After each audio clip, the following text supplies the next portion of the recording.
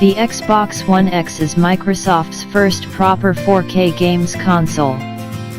It will sit alongside the Xbox One S, which also has a 4K Blu-ray drive for UHD movie playback, but can only play games at 1080p resolution.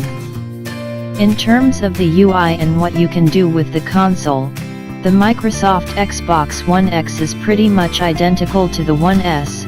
Yes, it looks a little different, but switch it on and you'll forget all about that. The key difference is more power under the hood, plus support for gaming at 4K and HDR, which means sharper graphics, frame rates, and a richer color palette.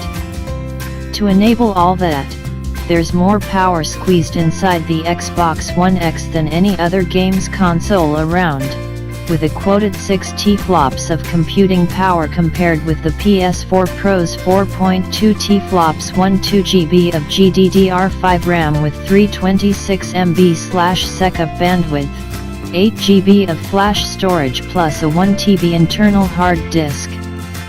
It's up to the developer to decide how to optimize for the One X, but all the games I've installed so far play more smoothly, look more colorful and pack cleaner, crisper, and sharper visuals across the board on the One X.